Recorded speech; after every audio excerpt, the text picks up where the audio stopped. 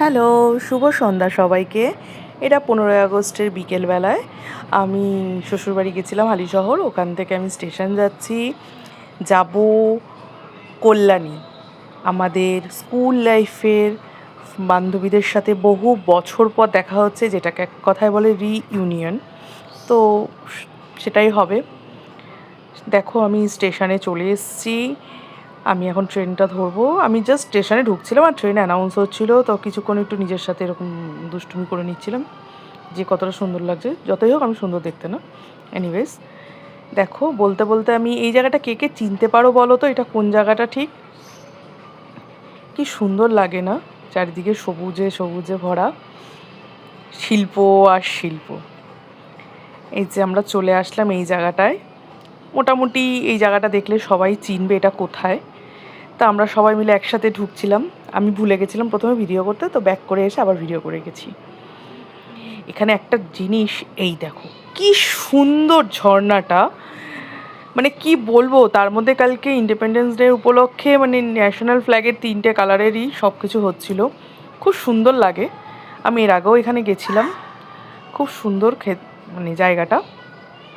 আমার তো খুব ভালো লেগেছে। কার কার এগুলো ভালো লাগে দেখো, জানিও কমেন্টে। তারপরে আমরা চলে এসেছি খাবারের জায়গায়। এটা হচ্ছে আমাদের ফাল্গুনি, ওই যে পিয়ালি, অনেকটা লারা দত্তের মতন দেখতে। আমি ওকে লারা দত্তই ডাকি ছোটোবেলা থেকে। আমরা তিনজনে একটু ক্যাত করছিলাম। আর এনারা ভেবেছিলেন এনাদের স্টিল ফটো তুলছি, একদম মোটেও না। এই শাড়ি পরে সঞ্চিতা, মিডিলে মধুমিতা, ওই পাশে রুমকি, আর ওদের দুটো ছানাপোনা।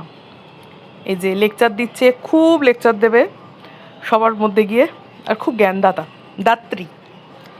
মাঝখানে অনেকগুলো খাবার আমরা তুলতে পারিনি, মানে খিদেতে এত পেট চুচু করছিল, তো মানে আমরা খেয়ে নিয়েছিলাম।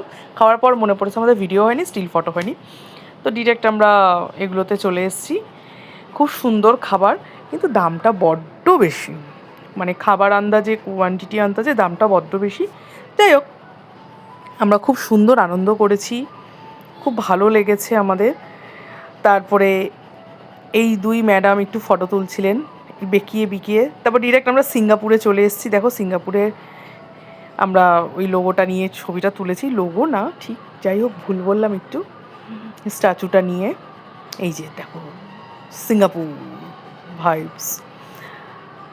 আচ্ছা, কে কে আমাদের মতন এরকম রিইউনিয়ন করো বলো তো?